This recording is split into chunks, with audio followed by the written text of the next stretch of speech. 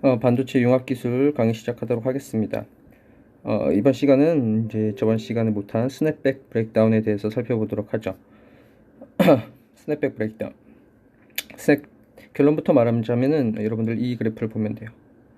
X축이 드레인 전압, Y축이 드레인 전류를 했을 때 맨 처음에 리니어 영역이죠. 리니어 영역 하다가 세츄레이션 영역으로 진입을 했어요. 그러다 갑자기 전류가 뜨는 현상이 이제 뭐 여러 가지 원인으로 발생할 수 있는데 대표적인 게 이제 아발란치 브레이크다운이 발생할 수 있죠. 또는 펀치스루에 의해서도 발생할 수 있고, 또는 아발란치 브레이크다운에 의해서 전류가 갑자기 증가할 수도 있습니다. 근데 재밌는 게 여기서 만약에 내가 전압을 여기까지 증가했다가 전압을 줄이면은 다시 이렇게 떨어져야 되잖아요. 전류가 이렇게 떨어져야 되는데 그게 아니라 여기까지 갔다가 내가 전압을 다시 줄여봤더니 전류가 줄어드는 것이 아니라 증가해서 다시 올라가는, 전류가 줄지 않고 다시 증가하는 이런 현상을 스냅백 브레이크다운이라고 그럽니다. 이것은 왜 일어나냐면은 일단은 기본적인 원인은 마찬가지로 임팩트 이오나이제이션에 의한 겁니다. 임팩트 이오나이제이션에 의한 건데, 여기서 이제 임팩트 이오나이제이션이 저번에 우리 시간에 배웠지만은 전자가 빠른 속도로 가속되다가 큰 운동 에너지를 가지고 그 운동 에너지가 밴드갭 에너지보다 클 경우의 상황에서 밸런스 밴드에 있는 전자와 충돌을 한다. 그럼 그 에너지를 밸런스 밴드에 주고, 그 밸런스 밴드 에너지가 전자가 위로 컨덕션 밴드로 올라오면서 뭐죠? 일렉트론 홀 페어가 생기죠. 그래서 임팩트 이오나이제이션 하면 항상 일렉트론 홀 페어가 생기는 겁니다. 페어가 생성이 된다. 생성이 되는데 전자는 어디로 가겠어요? 전압이 예를 들어서 뭐 높은 전압 뭐 4V 이렇게 걸려 있다. 그럼 전자는 여기서 일렉트론 홀 페어가 생겼다. 전자는 드레인 쪽으로 해서 이쪽으로 4V니까 빠져나가겠죠. 그럼 문제는 이제 홀은 어디로 가냐라는 거죠. 홀은 어디로 가냐? 드레인 쪽으로 못 가겠죠. 드레인이 지금 양의 전압이니까 양의 전압이 있는 데로는 안 갈 거고, 결국은 여기는 4V 쪽 전압이 높은 쪽이고 여기 있는 지금 바디가 0V니까 어디로 가겠어요? 바디로 빠져나가는 겁니다. 그래서 이 생성된 일렉트론 홀 페어 중에서 일렉트론은 드레인 쪽으로 갈 거고요. 이 홀은 바디 쪽으로 간다라는 겁니다. 또는 सब스트레이트로 간다라는 거죠. 그렇죠? 그래서 이 바디 커런트를 바디로 가면 결국 이제 सब스트레이트 커런트가 생성을 하겠죠. 생성한다. 그러면은 여기에 지금 홀이 이런 식으로 이렇게 여기에 가는 게 지금 홀을 나타낸 거예요. 근데 볼까요? The avalanche generated holes generally flow through the substrate to the body terminal. Since the substrate has a non-zero resistance, a voltage drop is produced. 여기로 간다라고 하는 거는 전류가 흐르는 거잖아요. 지금 전류가 흐른다. 그러면은 우리 오메 법칙에서 V는 I, R 이렇게 알고 있죠? 근데 이렇게 지나가는 이 경로도 당연히 저항을 가지고 있을 거 아니에요. 저항을 가지고 있고 여기 전류가 있다. 전류가 흐른다. 그러면 뭐예요? 아, 요쪽이랑 여기는 0V로 딱 잡혀 있을 거잖아요. 이쪽 전압이 뭐예요? 뭔가 볼티지 드랍이 발생한다라는 거죠. 예를 들면 이렇게, 그러니까 쉽게 말하면 지금 이렇게 전류가 흐르고 있으면은 여기는 0V로 잡혀 있으니까 여기가 플러스, 여기 플러스 마이너스 어떤 전압이 생성이 된다라는 거예요. 이렇게 생각해도 되고요. 또는 뭐예요? 홀이, 여기 생성된 홀이 어쨌든 간은 빠져나가고는 있지만 계속 여기서 또 생성되고 있는 거 아니에요. 임팩트 이오나이제이션에서 생성돼서 홀이 막 생기고 있고 빠져나가고는 있다. 근데 이게 생긴 홀이 순식간에 사라지는 건 아니잖아요. 이렇게 어쨌든 유한한 시간을 가지고 빠지는 거잖아요. 무슨 말이냐면 결국 요 근처에서는 일종의 뭐라고 볼 수 있냐면 서브스트레이트의 홀이 축적이 되는 거예요. 홀이 축적이 되는 겁니다. 양의 전하가 축적이 된다는 건 흡사 뭐예요? 흡사 양의 전압이 인가된 거랑 똑같은 효과죠. 우리 이거 계속 얘기했었죠. 이렇게 생각해도 돼요. 그러니까 뭔가 전류가 흐르니까는 플러스 마이너스에서 전압이 생성된다. 그러니까는 전압이 생성된다. 오음의 법칙에 의해서. 그럼 이쪽은 어쨌든 양의 전압이 뭔가 있다라는 걸로 볼 수 있잖아요. 그렇게 생각해도 되고, 또는 홀이 어쨌든 간 여기 이렇게 있으니까는 축적이 계속 되니까는 뭔가 임팩트 이오나이제이션 발생할수록 쌓이는 거죠. 물론 쌓이면서 또 빠져나가고는 있지만 순수하게는 0보다는 어쨌든 큰 홀이 생긴 거니까 홀이 축적이 됐다 그러면은 양의 전압이 뭔가 인가가 된 걸로 볼 수 있다. 우리 그러면은 이 양의 전압이 인가를 하게 되면은 얘는 어떤 효과를 나타낼까요? 우리가 모스펫을 켜주기 위해서는 어떻게 했었어요? 우리 이렇게 잘랐을 때 밴드 다이어그램 기억나죠? 이렇게 해서 어떻게 해요? 게이트에다가 양의 전압을 걸어가지고 여기 밑으로 내려주면서 이 실리콘 부분, 서브스트레이트 부분, 서피스 부분을 이렇게 밑으로 내려줘야 되잖아요. 밑으로 내려줘서 그 실리콘 서피스의 포텐셜이 2πb까지 내려줘야지 문턱 전압에 도달하는 거잖아요. 그러니까 무슨 말이냐면은 전류를 흐르게 하기 위해서는 여기 포텐셜을 낮춰줘야 돼요. 그렇잖아요. 그래서 게이트 전압이 양의 전압을 해서 지금 낮춰준 거잖아요. 근데 이렇게 홀이 축적되면은 이미 양의 전압이 바로 그냥 다이렉트로 걸리는 효과가 나는 거죠. 그러니까 얘는 채널 또는 뭐 서피스 채널 포텐셜을, 그러니까 전자 기준으로 따지면 포텐셜이 증가된 거죠. 채널 포텐셜이 증가됐다면 더 밑으로 끌어내려 주는 거죠. 끌어내려 주면 더 뭐겠어요? 더 전류가 많이 흐르는 조건이죠. 왜요? 더 끌어내려 주면은 더 전자가 많아지는 걸 의미하는 거잖아요. 전자양 증가를 의미하는 거고, 전자가 증가하는 거는 뭐예요? 드레인 전류가 더 다시 커지는 걸 의미하는 거잖아요. 맞죠? 그러면 이렇게 전자양이 또 증가했어요. 전자양이 증가하면 또 뭐예요? 이 전자양이 증가하면은 여기에 전자양이 더 증가하면은 뭐예요? 아발란치 브레이크다운이 더 많이 생기는 거잖아요. 그러니까 일종의 뭐가 생성된다? 파저티브 피드백이 형성이 된다라는 겁니다. 무슨 말인지 알겠죠? 그러니까 임팩트 이오나이제이션 자체도 파저티브 피드백 효과가 있었잖아요. 뭐였냐면은 전자의 개수가 늘어나는 거였잖아요. 전자의 개수가 1개, 2개, 4개, 8개, 2배씩 늘어나는 것처럼 얘가 또 뭔가 파저티브, 전류가 점점 커지는 걸 유도를 했었는데, 그뿐만 아니라 이렇게 생성된 홀도 결과적으로는 뭐다? 전자의 양을 증가시키는 방향으로 간다라는 거죠. 즉 임팩트 이오나이제이션이 더 많이 발생하게 된다라는 거예요. 그래서 한번 여기서 이렇게 임팩트 이오나이제이션이 일어나게 되면은 무슨 말이냐? 낮은 드레인 전압을 갔을 때도 이미 이전보다 더 한번 발생하기 시작했으면은 더 드레인 전압이 낮아지더라도 더 이때보다 더 많은 아발란치 브레이크다운이 발생할 수 있다. 그래서 전류가 더 많이 흐를 수 있다라는 겁니다. 무슨 말인지 알겠죠? 그래서 한번 임팩트 이오나이제이션이 발생하기 시작하면은 그게 파저티브 피드백 효과를 나타내기 때문에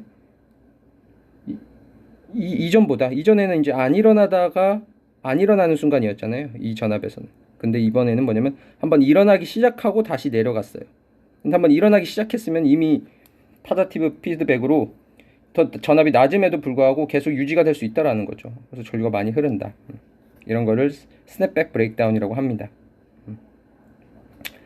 자, 보겠고요. 자, 그다음에 이어서 또 이제 뭐가 있냐면은 LDD라는 개념이 있어요. LDD라는 개념은 지금도 사용되고 있어요. 지금도 사용되고 있으니까 좀 기억을 해둬야 되는데, 뭐의 약자냐면은 Lightly Doped Drain이에요. 요렇게 생긴 거예요. 원래 우리 모스펫, 일반 모스펫 UC 그냥 이렇게 M 플러스 소스 부분, 드레인 부분 이렇게 생겼는데, 이 부분을 보다시피 뭔가 두 단계로 해줬어요. 요렇게. 근데 여기 자세히 보면 여기 N-죠? 여긴 N+. 플러스는 도핑을 뭐 많이 했다라는 뜻이죠. 20승 레벨을 한 거고, N-는 도핑을 이것보다는 좀 적게, 뭐 10에 한 18승 정도, 뭐 그 정도로 10에 17승, 10에 18승 정도로. 대신 그리고 여기는 얕게, 그래서 lightly doped, 약간 적게 도핑을 했잖아요. 이런 구조를 LDD 구조라고 합니다. 이 LDD 구조를 지금 현재 아직까지도 채택해서 사용을 하고 있어요. 그래서 모스펫 하면은 이제 사실은 로직 소자는 다 핀팻으로 넘어갔고요. 그 다음에 아직 이제 일부 회로, 예를 들면 메모리의 구동 회로도 아직까지는 플라나로 쓰고 있어요.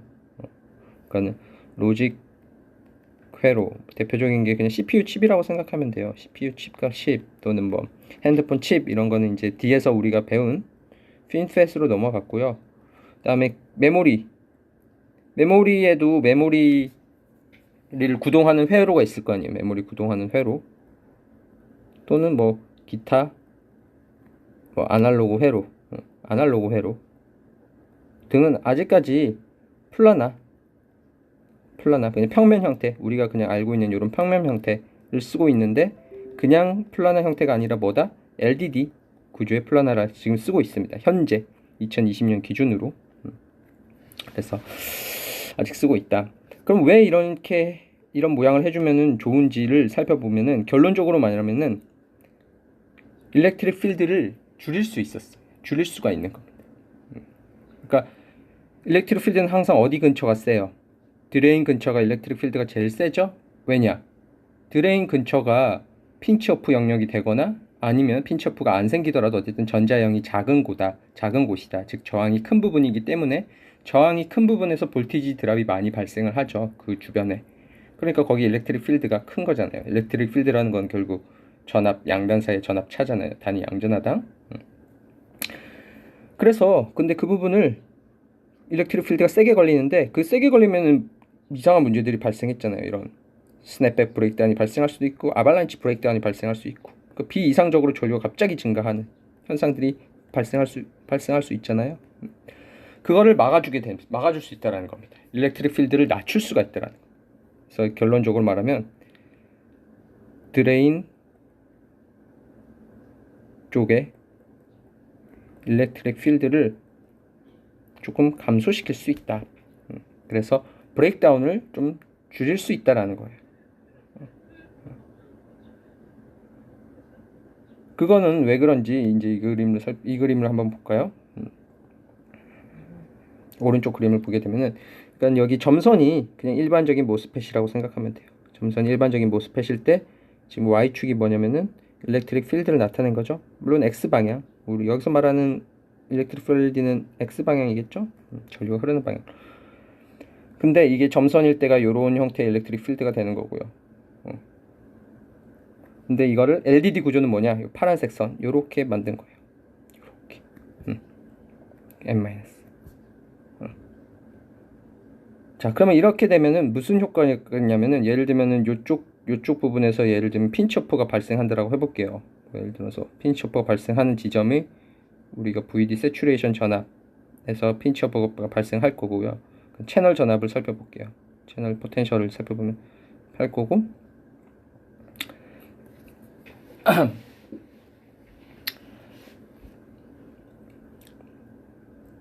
그 다음에 드레인 전압이 여기가 드레인 전압이다. 그러니까 일단은 에너지 밴드 그램이라고 생각할까요? 그냥 편하게 여기를 이렇게 할게요. 그냥 컨덕션 밴드의 엣지 EC라고 볼게요.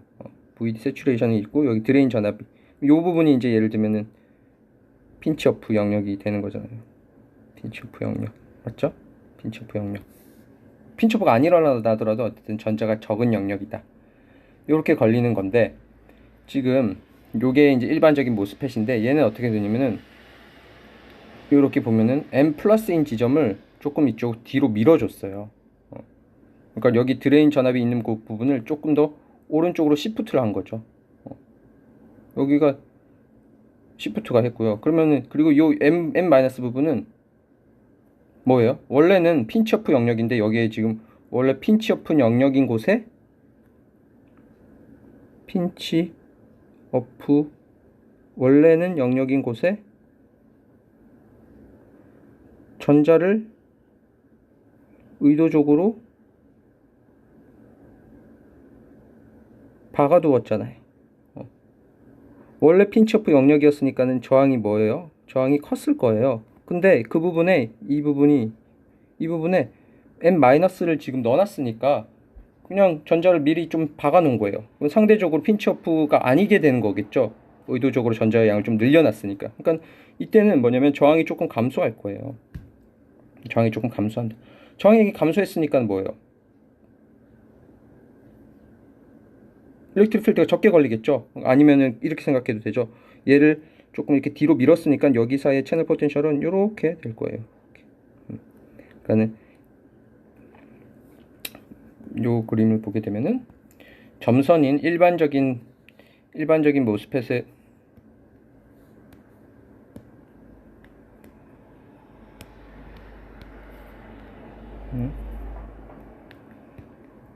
왜 안 되지?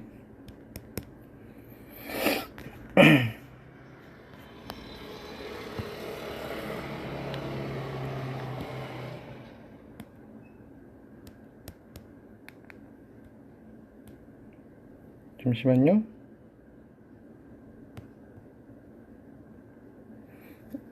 점선인분 일반 트랜지스터의 경우에는 요렇게 지금 이렇게 요런 식으로 요런 식으로 잘랐을 때 컨덕션 밴드, 에너지 밴드 다이그램 EC를 보게 되면은 핀치오프 발생 지점부터 드레인 전압까지 이런 식으로 될 건데, 요렇게 이 영역에 핀치오프 영역인 영역에 지금 전자를 의도적으로 넣어놨으니까는 넣어놓고 N 플러스인 부분이 지금 뒤쪽으로 밀렸잖아요. N 플러스 있는 지점이 이제 VD가 되는 거고, 요런 식으로 나왔겠죠. LDD 스트럭처 경우는 요런 식으로 나온다는 거죠. 그러니까 이거에 비해서 일렉트릭 필드가 어떻게 된 거예요? 기울기가 일렉트릭 필드를 의미하니까 기울기가 작아진 거죠. 일렉트릭 필드. 그러니까 쉽게 말하면은 핀치오프 영역이 아주 좁잖아요. 그 좁은 데서 급격한 볼티지 드랍이 발생을 하니까, 그 좁은 영역에서 큰 볼티지 드랍이 발생하니까 일렉트릭 필드가 센 건데, 그 핀치오프 영역이 아니라 이 N-를 넣어줬으니까 이제 좁은 영역이 이미 여기 이 N- 영역에 걸쳐서 볼티지가 천천히 변할 수 있게끔 만들어준 거죠. 이전에는 아주 이 좁은 영역에서만 된 건데, 좁은 영역에서만 핀치오프의 영역에서만 큰 전압이 걸렸는데, 그게 아니라 N-를 살짝 넣어줘가지고 좀 더 긴 영역에서 볼티지 드랍이 발생할 수 있게끔, 이 부분이 지금 N- 리전이죠. 이 부분이 그렇게 만들어준 겁니다. 그래서 이게 사용이 되는 거예요. Consequently, the peak electric field in the space charge region is reduced and breakdown effects are minimized. On the other hand, two disadvantages of LDD device are an increase in both fabrication complexity and drain resistance. 하지만 제가 뭐라고 그랬어요, 저번 시간에? 모든 기술은 장점만 있는 기술이 있다, 없다? 없다. 장점만 있으면 단점도 사실 있을 수 있다라는 거예요. 첫 번째는 뭐냐? 이렇게 뭔가 도핑을 두 번을 해줘야 되죠. 얇게 한번 해주고 깊게 해주고, 뭔가 공정, 이걸 만드는 것보다 좀 복잡하겠죠. 뭔가 공정 스텝이 늘어나면요, 공정 스텝이 늘어나면 그게 바로 제조 단가의 상승으로 나타납니다. 제조 단가가 상승하면 안 좋죠. 반도체는 사실 가격 싸움이에요. 어떻게 더 싸게 만드느냐. 싸게 만들어야지 좋잖아요. 근데 이거는 이제 뭔가 공정이 추가되니까 제조 단가가 올라갈 수 있다. 또 하나는 뭐다? 원래 거에 비하면 어떻게 된 거예요? 원래 거는 요만큼이 다 N 플러스였는데 N 플러스 영역을 살짝 줄이고 여기 N 마이너스를 넣어준 거잖아요. 그러니까 뭔가 드레인에 봤을 때 드레인 저항이 어떻게 된 거예요? 드레인 저항이 증가했죠. 드레인 저항이 증가한다. 드레인 저항이 증가하게 되면은 사실 뭘로 연결될 수 있냐면은 드레인 전류의 손실로 연결이 될 수 있습니다. 그렇겠죠? 그런 단점이 있다. 그래서 그걸 잘 우리가 반도체 소자 시뮬레이션 등등을 해서, 그러면 여기를 얼마 정도로 만들어주는 게 좋을까? 도핑은 얼마 정도 하고, 요 두께는 얼마 정도 하고, 요 길이는 얼마 정도로 해주는 게 뭔가 브레이크다운은 줄이면서 대신 또 드레인 전류의 감소도 줄이면서 적당할까? 그거를 이제 보통 반도체 소자 시뮬레이션을 통해서 조건을 찾고, 그 찾은 조건을 이용해서 이제 실제로 이제 반도체 제조에서 제작을 하게 되겠죠. 그렇게 되는 겁니다. 자, 이거 5인데 3으로 돼 있네. 자, 이제 마지막으로 숏 채널 이펙트를 극복할 수 있는 방법들에 대해서 살펴보도록 하죠. 첫 번째로 나온 것이 스몰 옥사이드 시크니스다. 실제로 요 밑에를 보게 되면요, 테크놀로지 노드가 350나노, 0.35 마이크로죠. 90나노, 뭐 지금은 쭉 줄어서 이제 20나노, 10나노 레벨까지 떨어졌어요. 10나노 중반까지 줄어들게 되면서 아무튼 옥사이드 두께가 점점 줄어왔습니다. 옥사이드 두께를 줄였어요. 옥사이드 두께면 좋아지는 이유가 있었어요.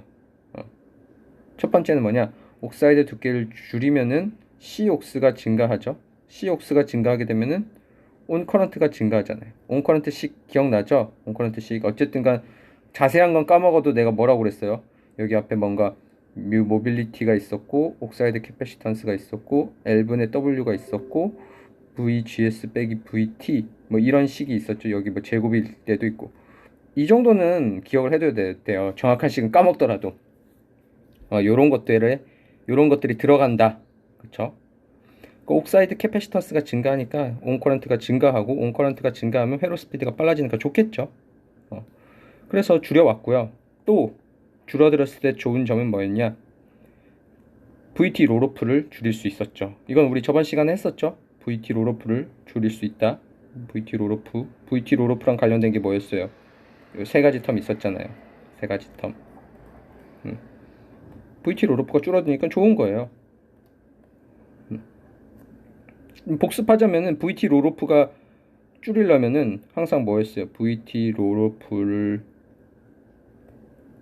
줄이려면은 VT 롤오프가 발생하는 원인을 없애야겠죠.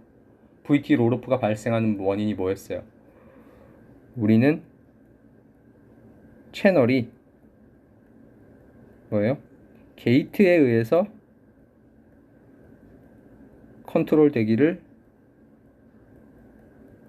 원하는 거잖아요. 원한다. 그래서 게이트 전압으로 트랜지스터를 끄거나 켜거나 또는 전류를 많이 흘리거나 적게 흘리거나 그러기를 원하는 건데, 숏 채널로 가면서 뭐예요? 드레인이 점점 소스랑 드레인이 점점 가까워지니까 뭐예요? 채널에 드레인이 이제 영향을 미치게 되는 거잖아요. 이게 두 개가 싸우는 거예요. 채널을 가운데 두고 채널에 컨트롤을 두고 게이트랑 싸우는 게 있고, 1번 후보가 게이트고 2번 후보가 드레인인 거예요. 이게 싸우는 거예요. 물론 우리는 뭐를 원한다? 게이트 편이다. 게이트가 채널을 컨트롤하는 걸 원하는 거예요. 드레인이 컨트롤하기 시작하면서 숏 채널 이펙트가 되고 VT 롤오프가 발생하는 거죠. 즉 게이트가 컨트롤되길 원한다라는 그 관점에서 정성적으로 봤을 때 뭐였어요? 게이트가 채널이 여기 있으면 멀리 떨어져 있는 게 좋겠어요? 아니면 이렇게 가깝게 붙어 있는 게 좋겠어요? 정성적으로 가깝게 붙어 있는 게 좋겠죠. 옥사이드 두께가 작은 게 좋겠죠. 그렇게 정성적으로 외우라고 했었죠. 그래서 이런 두 가지 장점이 있었기 때문에 옥사이드 두께는 계속 줄여왔습니다. 그런데 옥사이드 두께를 계속 줄이다가 한계에 턱 하고 부딪혔어요. 어떤 한계에 부딪혔느냐? 뭐 미리 알겠지만 이게 한 1.5나노미터 정도로 얇아지게 되면은 터널링 리키지가 발생한다.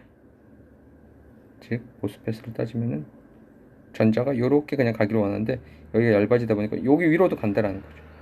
게이트에다 양의 전압이 지금 켜져 있을 테니까 그렇게 간다는 거예요. 터널링으로.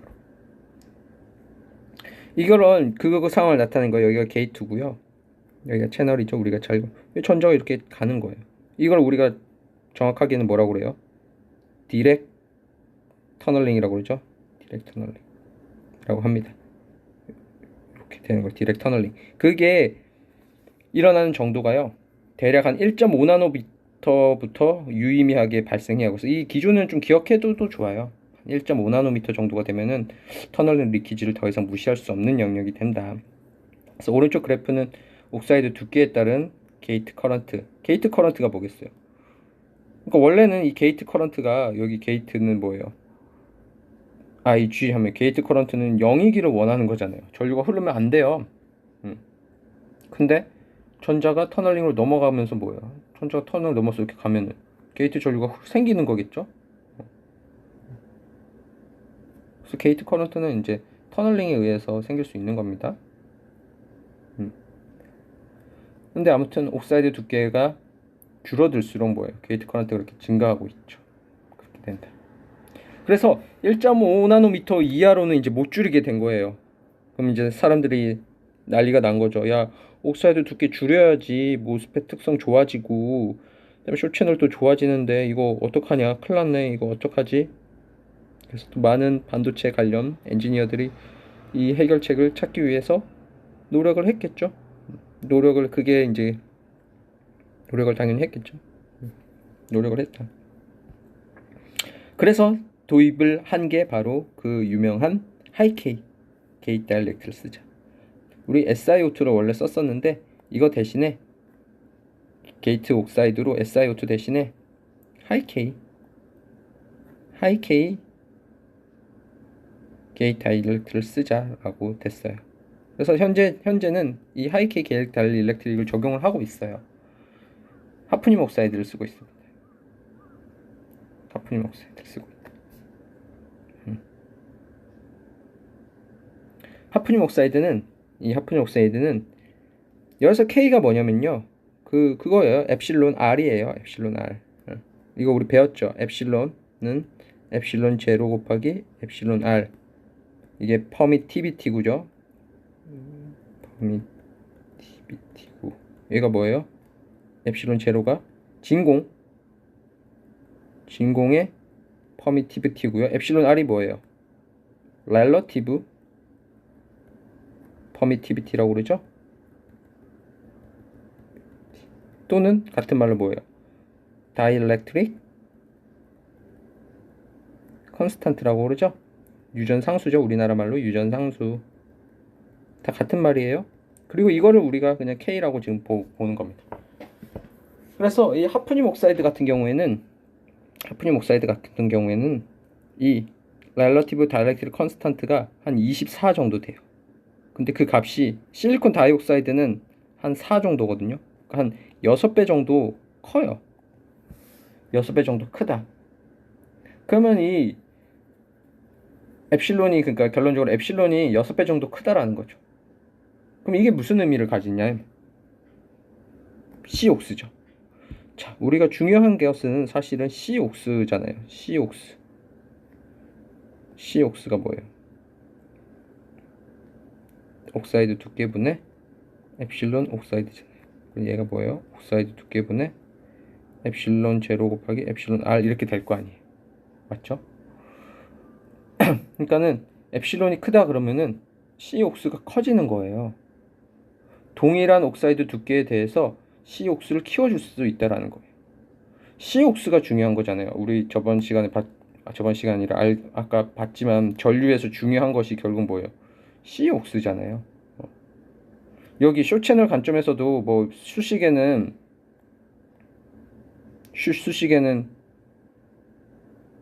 수식에도 이렇게 우리 저번 시간 차지 쉐어링 모델에서 봤을 땐 중요한 게 뭐예요? C옥스잖아요. C옥스죠. 그렇죠? C옥스가 뭐예요? C옥스가 결국은 의미하는 바가 뭐예요? C옥스가 뭐예요? 게이트가 채널에 미치는 영향이잖아요. 게이트가 이 채널에 미치는 영향이 여기에다 전압을 줬을 때 여기 차지가 얼마만큼 변하느냐 잖아요. 맞죠? 게이트에 전압을 줬을 때 여기 차지가 얼마만큼 바뀌어. Q는 CV잖아요. 그래서 여기 게이트 전압, C옥수, 게이트 전압, 그다음에 이쪽에 차지, 이렇게 지금 이런 컨셉인 거잖아요. 그럼 중요한 거는 C옥수가 중요한 겁니다. 그런데 이 하이K를 쓰게 되면은 옥사이드 두께를 안 줄이고도 C옥수를 증가시킬 수 있는 방법이 되는 거겠죠. 무슨 말인지 알겠죠? 그러니까 이렇게 되는 거예요.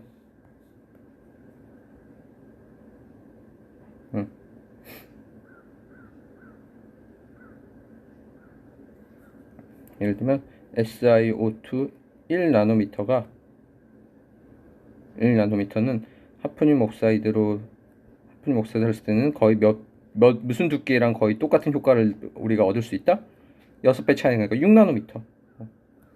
하프늄 옥사이드를 6나노미터 두께로 만든 거랑 SiO2 1나노미터 거랑 이게 같은 C옥스를 확보할 수 있다. 같은 옥사이드 캐패시턴스를 확보할 수 있다. 그러면 좋은 거잖아요. SiO2 1나노로 만들면 이게 너무 얇으니까 터널링 리키지 해가지고 얘는 뭐예요? 게이트 커런트가 커요. 바이 게이트 터널링에 의해서 전류가 줄줄 새잖아요. 안 좋잖아요. 근데 얘는 뭐예요? 6나노미터. 터널링에서 중요한 거는 단순하게 요 두께가 중요한 거잖아요. 물리적인 두께. 얘는 뭐예요? 두꺼우니까는 당연히 게이트 커런트가 0이 되는 거예요. 터널링이 안 발생한다라는 거죠. 터널링 안 발생. 두께가 중요한 건 터널링이 결정. 그러면서 터널링을 줄이면서 옥사이드 캐패시턴스 값은 같게끔 할 수 있고 좋은 거죠. 그래서 하프늄 옥사이드를 사용을 한 겁니다. 예, 알겠죠? 하이케이도 예전에는 정말 많은 면접 질문 중에 하나였어요. 그 두 가지 관점을 꼭 키워드는 그거죠. 하이케이를 설명한다 그러면 키워드가 두 개를 꼭 들어가야겠죠. 첫 번째는 뭐다? 게이트 터널링, 디렉트 터널링에 의한 게이트 전류 리키지죠. 얘는 흐르면 안 되는 전류. 이 키워드가 들어가서 설명을 꼭 해야 되고 또 뭐예요? 옥사이드 캐패시턴스. 이 두 개가 키워드가 되겠죠. 이 키워드를 중심으로 여러분들이 잘 설명을 하면 됩니다. 자, 이어서 이제 또 쇼 채널 이펙트를 줄일 수 있는 방법은 WDP를 낮추면 되는 거죠. 우리 저번 시간에 한 거죠. 또 등장한 거예요. 요거잖아요. 첫 번째가 요거고 이제 WDP를 줄이면 된다. WDP를 줄이면 된다. 그래서 앞에서 배운 식에서 보듯이 작은 WDP가 VT 롤오프를 줄이는데 도움이 된다. 그럼 WDP는 어떻게 줄일 수 있느냐? Can be reduced by increasing the substrate doping concentration. 도핑 농도를 증가시키게 되면은 우리가 디플리션 폭을 줄일 수 있죠. 그런데 뭐라고 그랬어요? 도핑 농도를 바꾸면 또 뭐예요? 뭐가 바뀐다? 문턱 전압이 또 바뀐다라고 배웠었죠. 수식으로부터 하고 아니면 정성적으로도 알죠. 왜냐? 문턱 전압이라는 것이 그 도핑 농도, 바디 도핑 농도랑 똑같은 양을 모으는 거니까 바디 도핑을 높여줄수록 더 많은 전자를 모아야 되니까 문턱 전압이 더 커짐을 의미하잖아요. 근데 문턱 전압은 함부로 바꾸는 거라고 했어요? 바꾸면 안 되는 거라고 했어요? 함부로 바꾸면 안 되는 거라고 그랬죠? 그래서 안 좋은 게 있다라는 거예요. 그래서 이 WDP를 줄이면 좋긴 한데 이 VT 롤오프 즉 쇼채널 이펙트를 줄일 수 있긴 한데 대신 뭐다? 얘를 높이면 문턱 전압이 커지게 된다. 좀 안 좋은 거죠. 문턱 전압이 커지게 되면 왜 안 좋아요? 똑같은 전압일 때 전류가 줄어든 거잖아요. 온 커런트가 줄어드니까 안 좋은 거잖아요. 또 뭐다? 또 도핑 농도가 증가하면 또 있어요. 임퓨리티 스캐터링이 증가하는 거잖아요. 그러니까는 도핑 농도를 증가시키면 문턱 전압도 커지게 되고 임퓨리티 스캐터링도 커지게 돼요. 근데 이 둘 다 결론적으로는 둘 다 또 뭐다? 온 커런트를 줄이게 되는 거다라는 거. 그래서 이 방법은 잘 채택을 안 합니다. 그래서 이거를 조금은 보완할 수 있는 또 솔루션을 제시된 바가 있어요. 그건 뭐냐? 레트로그레이드 채널 도핑 프로파일입니다. 이건 뭐냐?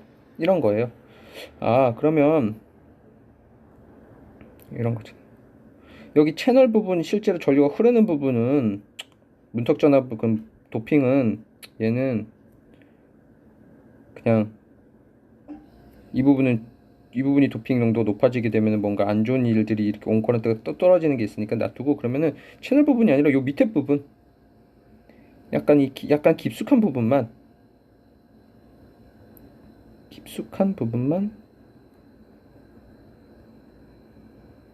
약간 깊숙한 부분만 도핑을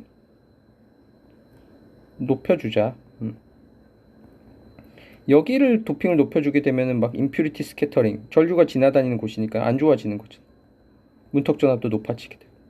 그러면 여기는 그냥 냅두고 대신 요 부분만 도핑을 높이더라도 뭐예요? 우리가 배웠지만 어쨌든 간은 요 채널에 영향을 미치는 건 뭐예요? 요 부분 이렇게 다 통해서 영향을 미치는 거였잖아요. 저번 시간에 보면은 핵심이 결국 이 CD인데 얘가 뭐예요? 요렇게 다 영향을 미치는 거잖아요. 그러면 여기는 그렇다도 이쪽 부분이 이 미치는 영향이라도 줄이게끔 도핑 농도를 키워줄 수 있겠죠. 그리고 이것도 펀치스루랑도 연결되는 거예요. 펀치스루랑도 연결되면은 이 부분이 도핑 농도를 높여주면 뭐겠어요? 디플리션 폭이 이렇게 두 개가 붙는 일들이 발생해요, 안 해요? 발생 안 하겠죠. 맞죠? 펀치스루가 왜 발생해요? 디플리션이랑 소스 쪽 디플리션이랑 드레인 쪽 디플리션이 붙어버릴 때 발생하는 거잖아요. 그리고 그건 주로 어디에서 발생해요? 깊숙한 곳에서 발생하잖아요. 이런 것도 막을 수가 있겠네요. 그래서 실제로 이렇게 좀 많이 쓰고 있어요. 깊숙한 부분은 도핑을 좀 키워주는. 여기 보게 되면은 이쪽이 채널 부분이고 이쪽이 깊숙한 부분이잖아요. 깊숙한 부분은 도핑 많이 했죠. 이 부분은 조금만 했고. 이런 방법도 있다. 그리고 실제로 쓰고 있다. 이렇게 기억을 해두면 됩니다. 자, 그 다음에 세 번째 쇼 채널 이펙트를 줄일 수 있는 방법이 XJ를 줄여주는 거예요. 그것도 얘기했었죠. XJ를 줄여주는 거다. 그러면 실제로 XJ를 줄이는 거는 이제 어떻게 적용을 하고 있느냐, LDD랑 사실은 연계해서 적용을 하고 있는 거예요. LDD가 뭐였어요? Lightly Doped Drain이라서 약간 도핑을 적게 한 부분을 삽입하는 거잖아요. 근데 그 부분을 어떻게 만들어줘요? 얇게 만들어주잖아요, XJ를. 그래서 이런 식으로 연계를 합니다. LDD를 적용을 하고 이 부분은 스몰 XJ 이렇게 만든다라는 거죠. 그래서 이렇게 적용을 하고 있다. 그래서 실제로 이렇게 만들고요. 그 다음에 이제 여기 컨택 부분, 네, 여기가 이제 금속이에요. 금속이 있고, 이게 이제 원래는 실리콘 부분인데 실리사이드 설명 알죠? 금속인데 실리콘이랑 반응해서 실리사이드로 만들어주죠. 니켈 실리사이드 또는 타이 실리사이드 등으로 만들어서 현재 쓰고 있습니다.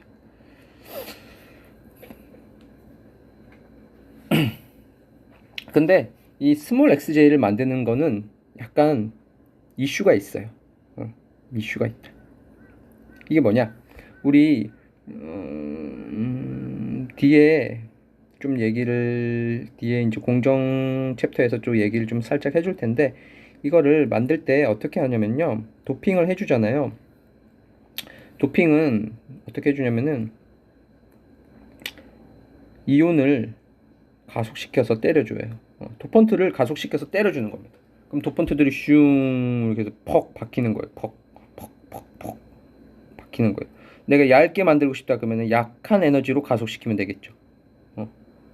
그래서 LDD를 만드는 공정을 간략하게 설명을 해줄게요. LDD를 만드는 공정이 실리콘을 만들 거고요.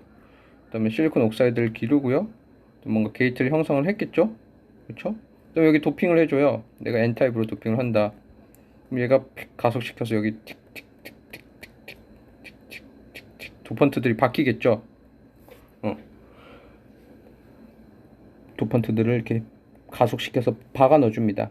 만약에 이 가속 에너지를 크게 하면은 깊숙한 데까지 박힐 거고요. 가속 에너지를 작게 하면은 조금 얕게 되겠죠.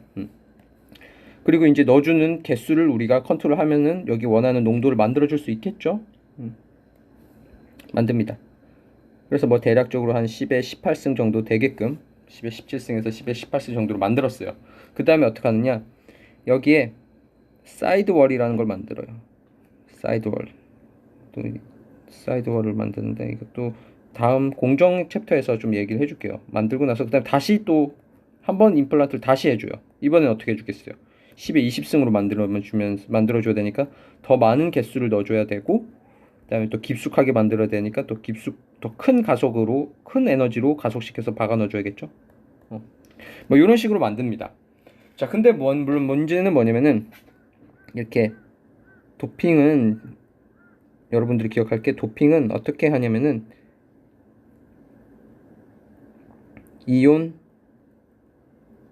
임플란테이션이라는 공정을 통해서 해줘요. 이온 임플란테이션이 뭐다?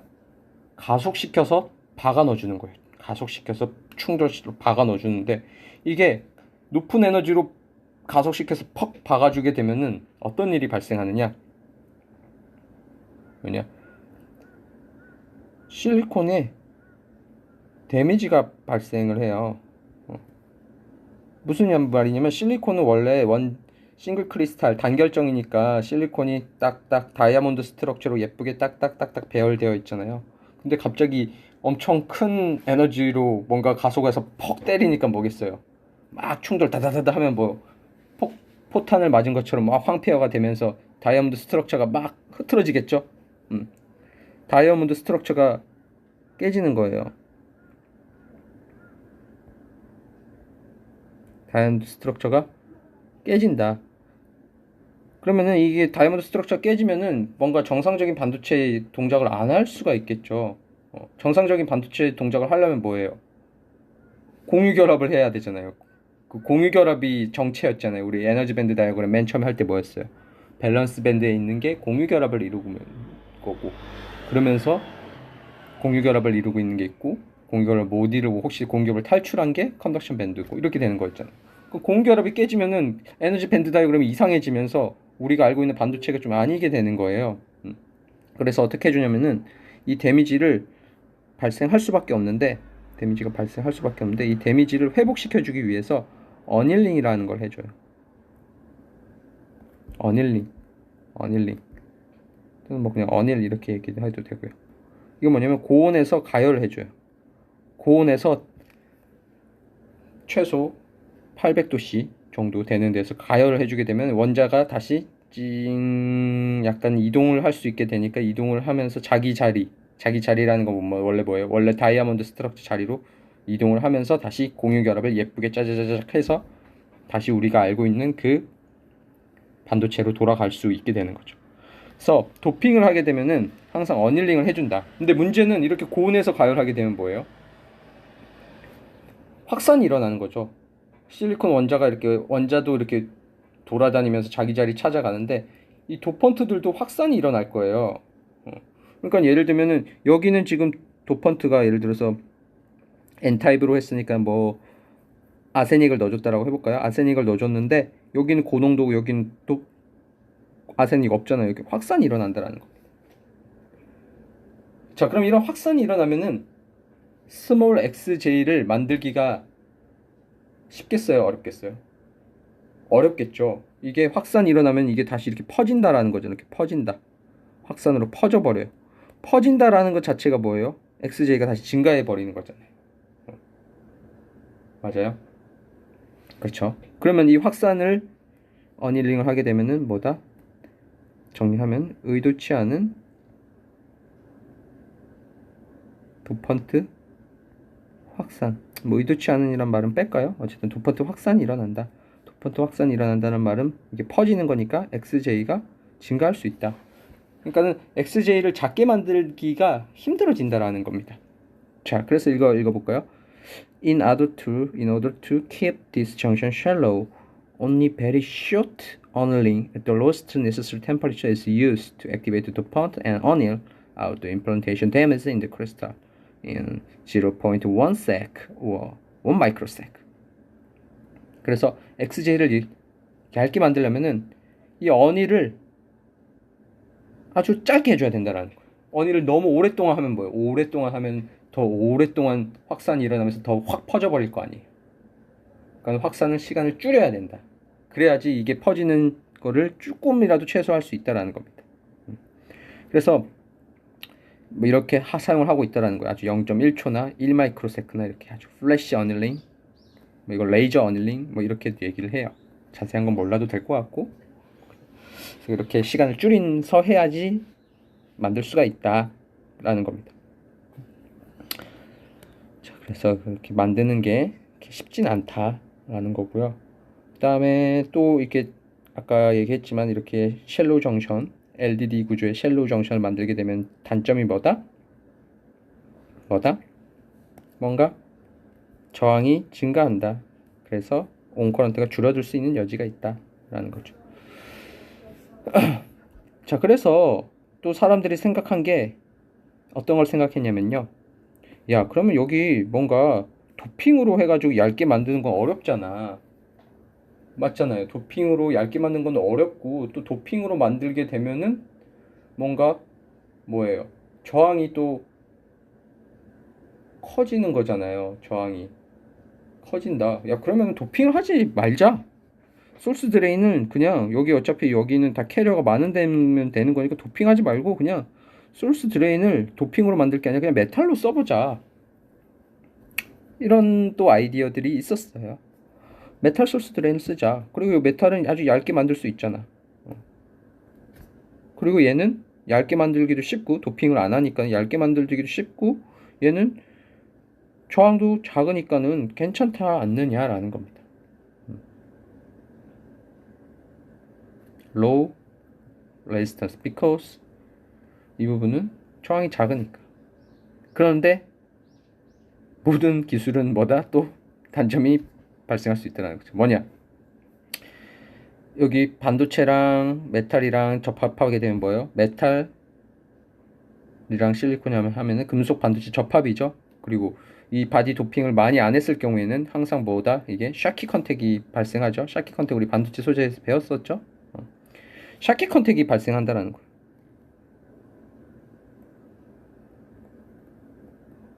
샤키 컨택이 발생한다. 샤키 컨택이라는 그 말은 뭐냐? 예를 들면 요렇게 에너지 밴드 다이어그램을 자른 거예요.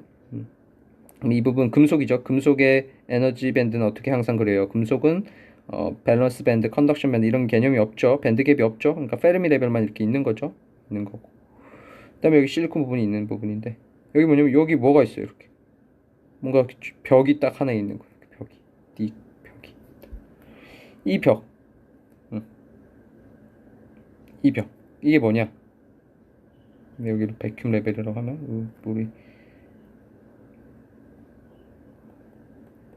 뭐였냐? 뭐 백큐ම් 레벨에서부터 여기 페르미 레벨까지를 우리가 뭐라고 불러요? 메탈의 워크 펑션이라고 부르죠. 워크 펑션 우리 복습해 볼게요.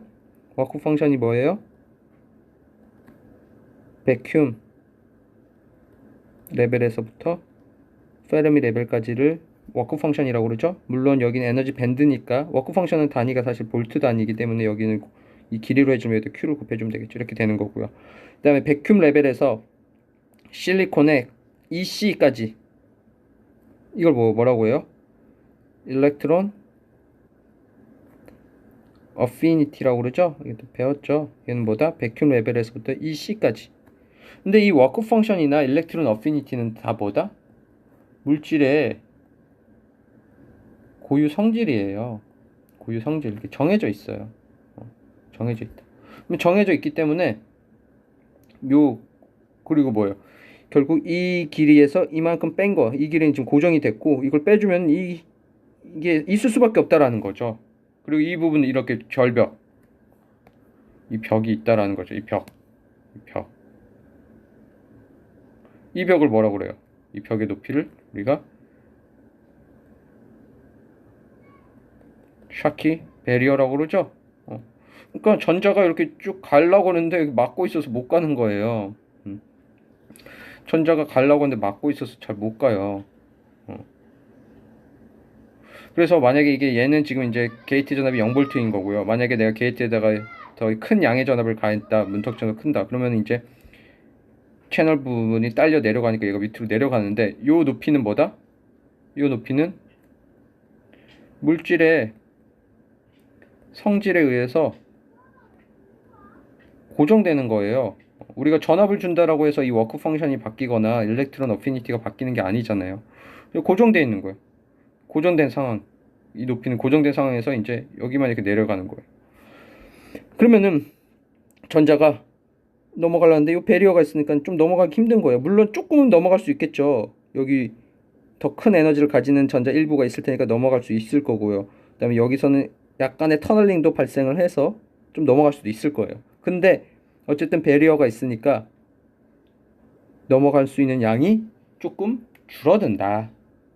이게 지금 이제 일반적인 모스펫이 일반적인 모스펫은 그런 베리어가 없잖아요. 그냥 낮아지면 그냥 저리 쑥 가는 건데 얘는 더 높은 베리어가 아직 존재하기 때문에 넘어가기가 힘들어요. 즉 뭐다? 이런 샤키 컨택은 결국은 뭐다? 드레인 전류가 켜졌을 때 드레인 전류가 줄어든다. 그래서 그런 단점이 있다라는 거예요.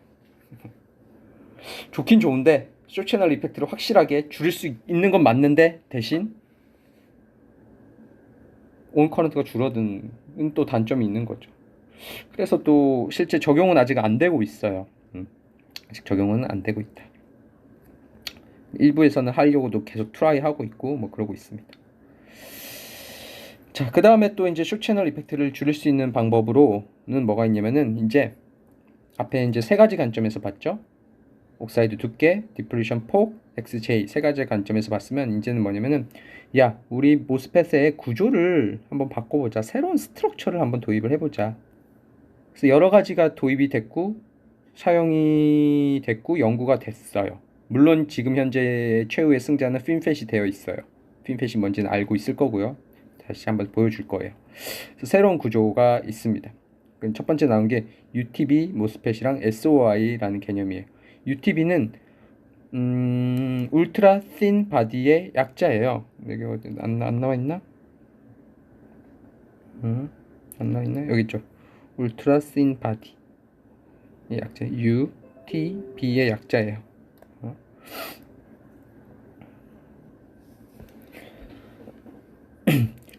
울트라 씬 바디 모스펫은 컨셉이 뭐냐면은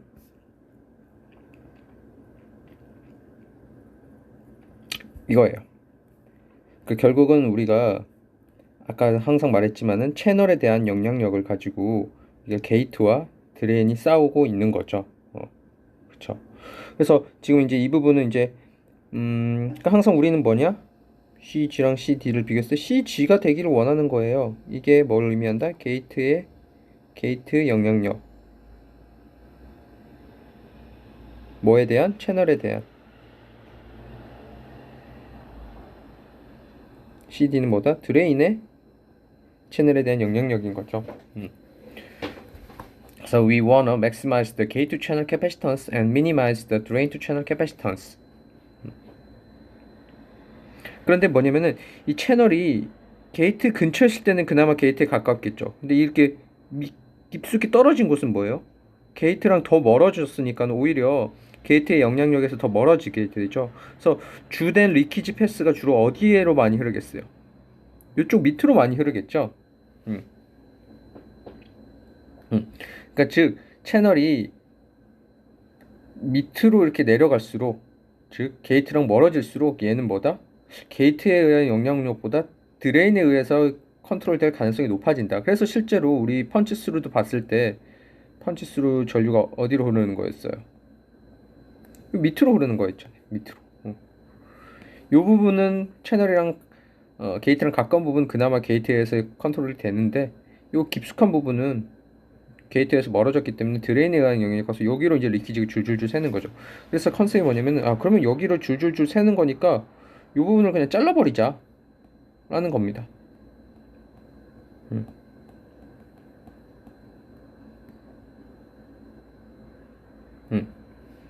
이 부분을 잘라버리자 라는 거예요.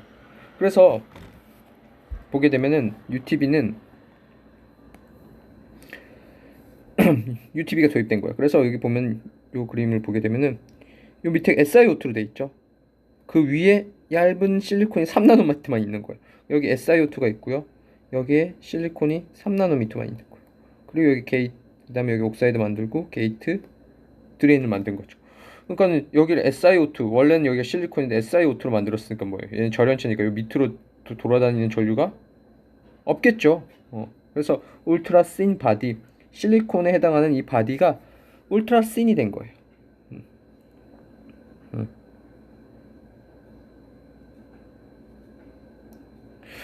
그리고 이제 이 부분은 얇으니까는 요 밑으로 의해서 다니는 건 없고요. 근데 이 부분은 아까 전에 뭐라고 그랬어요? 그나마 게이트에 의해서 컨트롤이 잘 되는 영역인 거죠.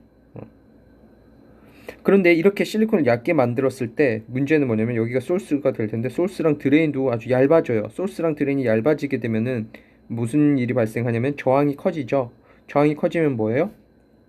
저항이 커지면 드레인 전류가 또 줄어들잖아요. 그래서 이걸 해결하기 위해서 어떻게 하냐?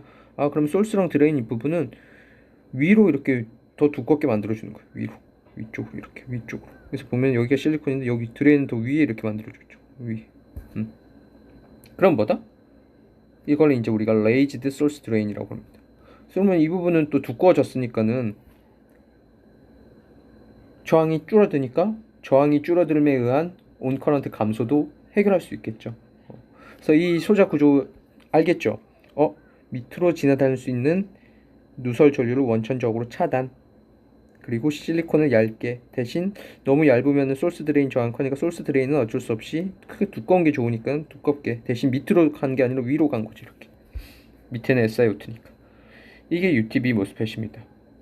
그래서 실제로 이렇게 이 실리콘 두께를 3나노, 7나노, 5나노 이렇게 줄여봤더니 줄일수록 이렇게 떨어지는 거예요.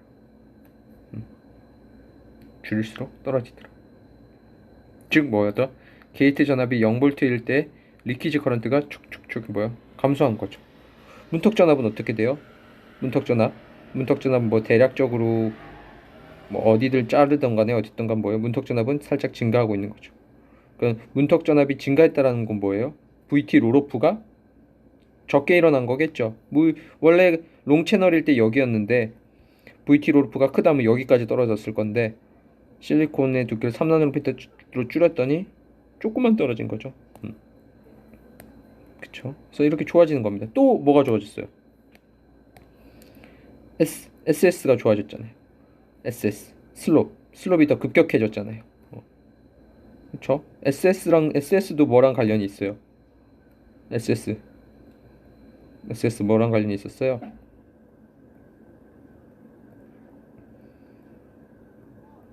없어요? 가볼까요? SS 여기 있죠? 여기 있죠? C 옥사이드랑 관련이 있는 거예요. CDEP랑. 맞죠? 근데 실리콘 두께를 아주 얇게 줄여주게 되면 뭐예요? 실리콘의 두께를 얇게 줄여주게 되면 뭐다? CDEP가 어떻게 되는 거예요? CDEP가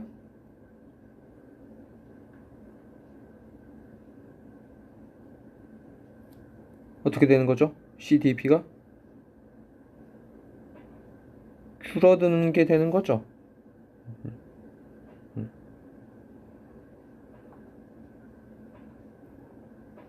그쵸? 그래서 SS도 좋아지는 겁니다.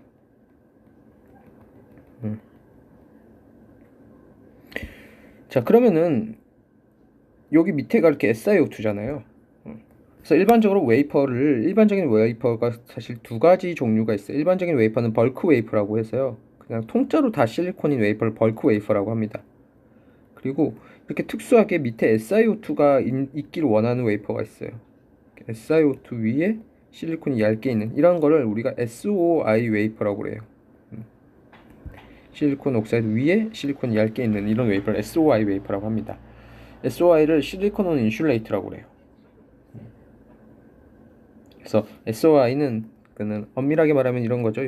여기 실리콘 옥사이드 위에 실리콘인데 사실은 뭐 밑에는 또 두꺼운 실리콘이 있는 이런 웨이퍼예요. 얘는 그림상은 좀 그런데 얘는 더 두껍고 얘는 얇게 있는 겁니다. 글자를 쓰기 위해서 한 거고요.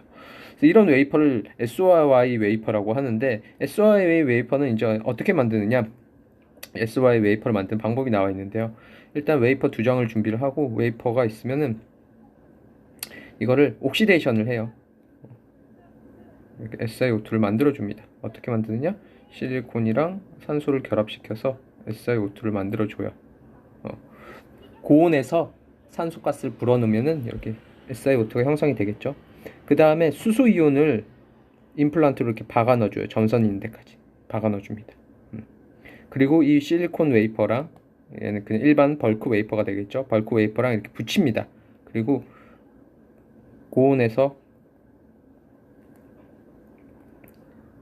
가열을 해줘요. 고온에서. 근데 여기서 고온에서 가열을 해주면은 이게 붙습니다. 그리고 이 예변에서 더 고온이라고 할까요? 더 고온에서 또 가열을 해주면 무슨 일이 일어나냐? 이 여기 점선 부분이죠. 여기 점선 부분에 수소들이 있는데 이 수소들이 무슨 일이 일어나느냐? 수소 가스가 되는 거죠. 수소랑 결합을 해서 수소 가스가 되는 거예요. 가스는 뭐예요? 이온들이 수소 가스가 되면서 이게 수소 가스가 되면서 빠져나가니까 이 부분이 떨어져 나갑니다. 수소 가스가 생성이 되면서 그 부분이 빠져나가면서 이 부분이 이렇게 쫙 잘릴 수가 있어요. 그럼 이렇게 딱 띄어내면 뭐가 돼요? 얘가 드디어 SI 웨이퍼가 된 거죠. 어떻게 된다? 여기 밑에는 실리콘이 있고 거기 위에 SiO2가 있고 그 위에 얇게 실리콘이 있는 이런 웨이퍼가 되는 겁니다. 이런 식으로 만들 수가 있어요. SOI 웨이퍼는 당연히 비싸요. 그래서 일반적으로는 잘 안 써요. 일반적으로 그냥 여러분들 생각하는 컴퓨터나 핸드폰에 들어가는 칩은 그냥 벌크 웨이퍼, 이런 벌크 실리콘만 있는 벌크 웨이퍼에서 만들고요. SR 웨이퍼는 비싸서 잘 안 쓰고 특수한 경우에만 사용이 됩니다. 그 다음에 또 다른 새로운 스트럭처는 멀티게이트 모스펫이에요. 그러니까는 숏 채널 이펙트를 줄이는 가장 중요한 컨셉이 뭐예요? 가장 중요한 게 뭐다? 게이트와 드레인의 그 싸움이잖아요. 즉 채널에 대한 영향력을 조절 능력을 게이트가 더 잘 조절하기를 원하는 거예요. 그래서 그러면 이렇게 생각하는 거죠.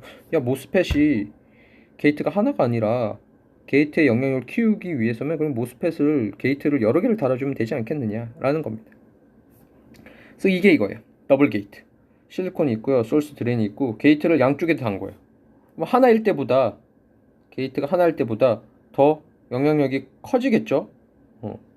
그리고 물론 여기 게이트랑 여기 게이트는 서로 묶어서 같은 전압이 들어가게끔 해주는 거고 이런 걸 더블 게이트라고 합니다. 그 다음에 이제 뭐냐? 그 다음에 이제 등장한 게 핀펫이죠. 야, 그럼 게이트 2개가 아니라 게이트 3개 달자. 이렇게 단 거예요. 게이트 여기가 소스고요. 여기가 드레인이고 이제 핀펫으로 가면서 산지 이제 3차원 스트럭처가 되는 겁니다. 3D 스트럭처. 뭔가 3차원적으로 생겼죠? 소스랑 드레인이 있고요. 여기 게이트가 이 부분인데 게이트를 이렇게 세 방면에 있죠. 왼쪽에 있고요. 오른쪽에 있고요. 위에서.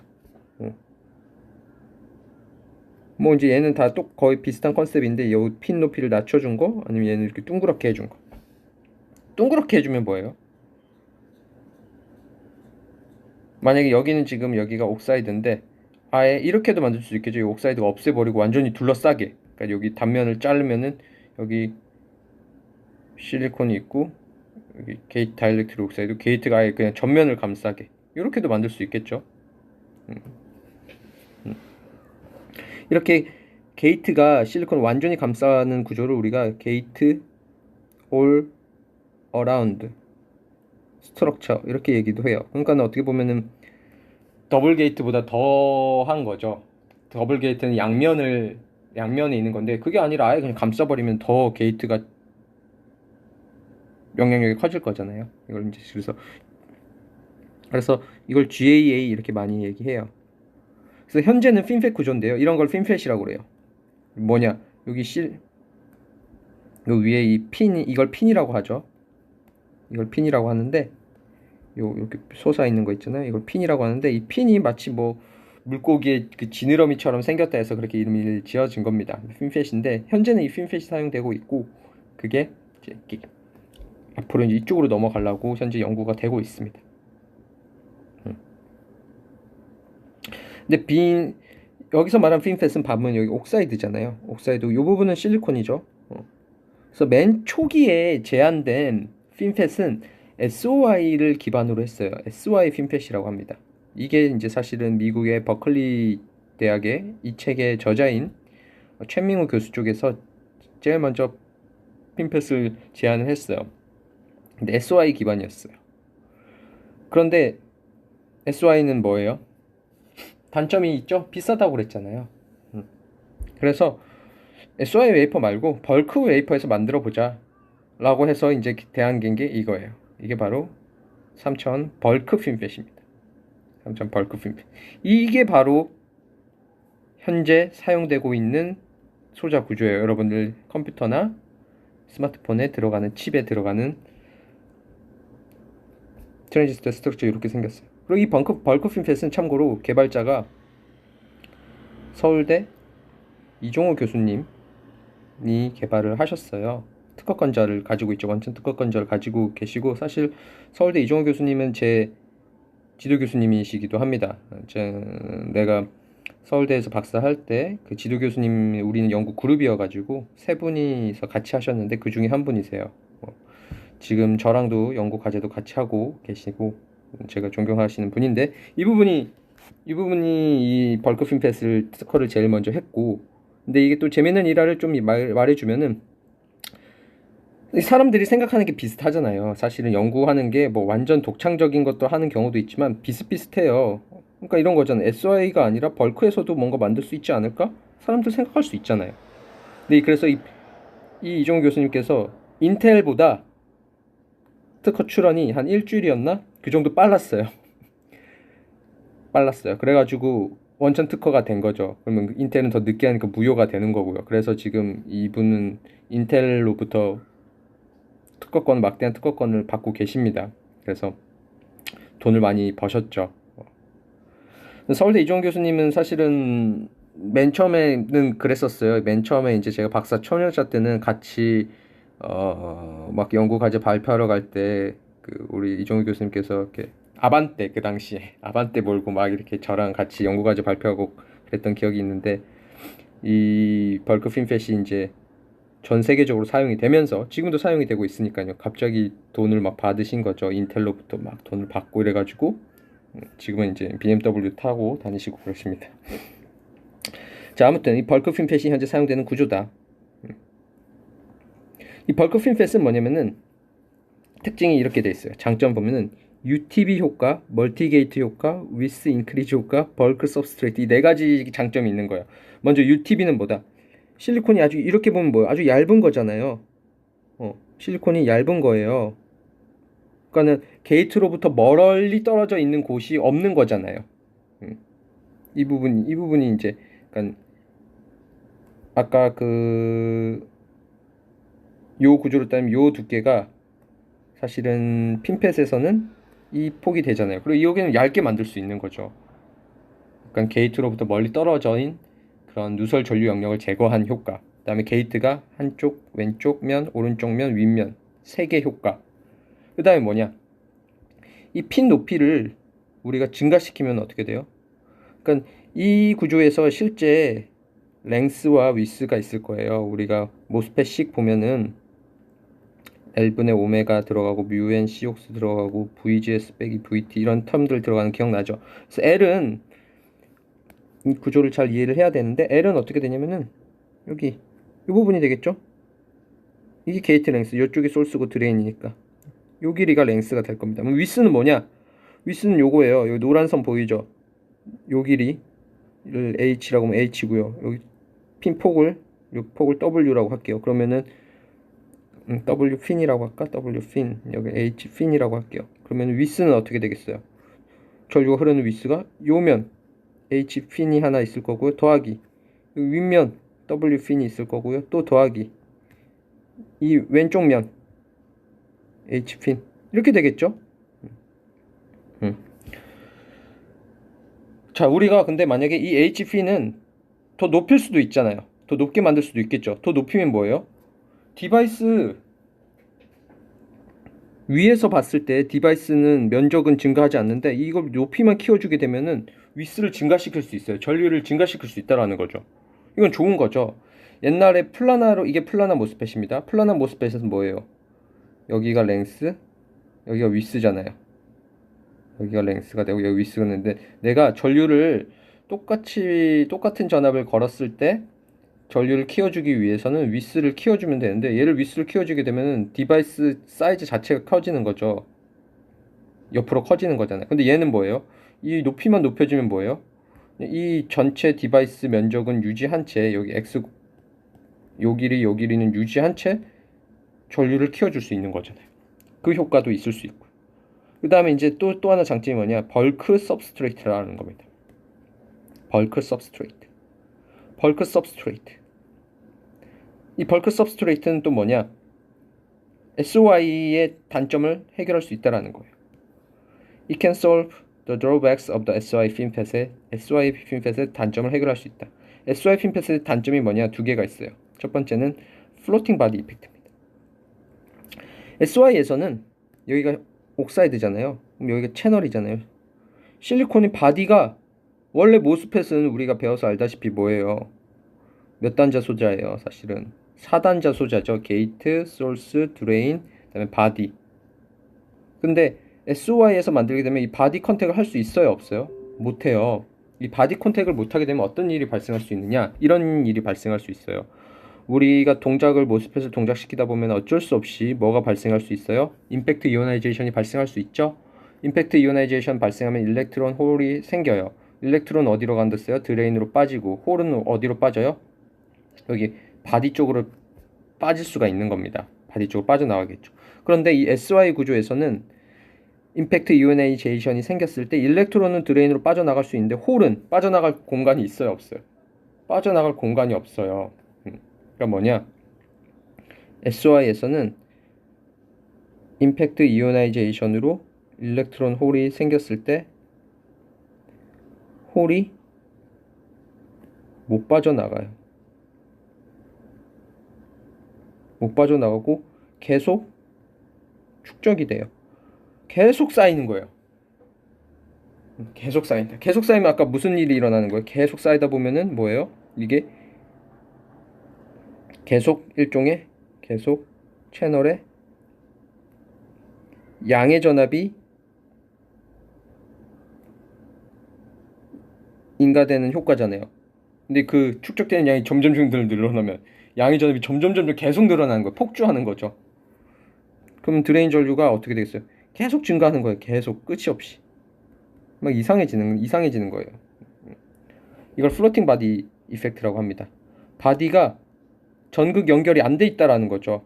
이렇게 여기 접지 이렇게 전극 연결 달아야 되는데 여기가 이렇게 밑에가 옥사이드면은 서브스트레이트를 전극 연결을 못 해주는 거죠. 플로팅 되어 있는 거죠. 자, 그 다음에 또 단점이 뭐냐? 히트 플로우. SOI에서는 그리고 이제 소스 드레인 이렇게 막 동작시키다 보면은 충돌이 일어나잖아요. 충돌이 일어나면 열이 발생할 거잖아요. 그 열이 빠져나가야 돼요. 열이 계속 쌓이면은 안 좋겠죠. 근데 여기 SiO2일 때는 열이 잘 안 빠져나가요.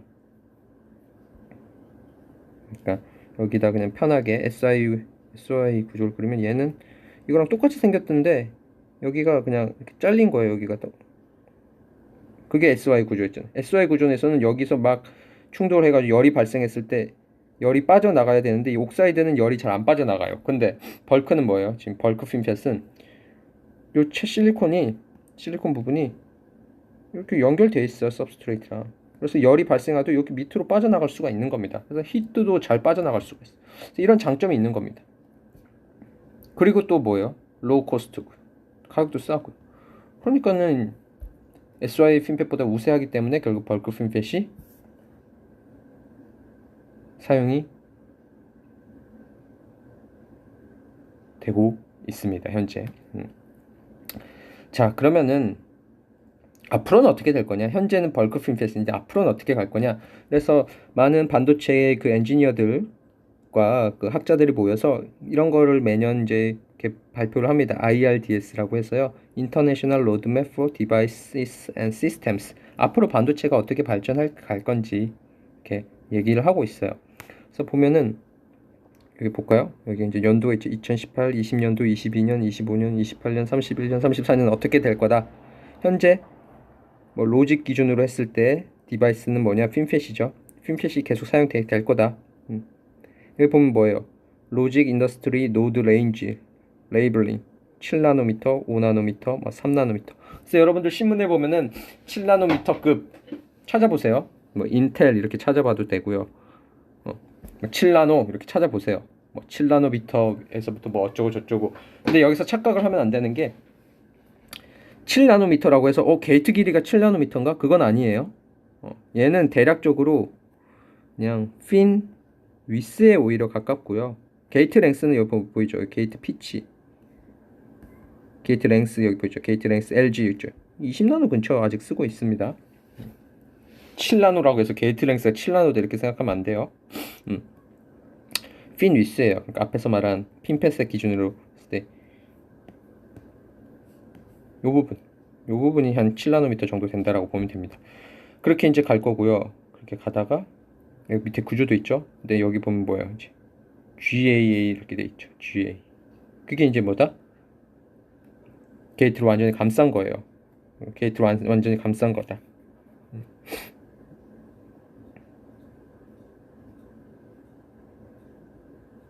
아까 설명했었죠? 어떻게 생겼는지. 그러니까 여기 그림을 보게 되면 예를 들어서 이거 단면을 잘랐다 그럼 이런 거예요. 실리콘이 있고요. 이렇게 옥사이드가 있고요. 게이트가 이렇게 감싸고 있는 이런 구조예요. 예를 내가 이렇게 잘랐다 보면.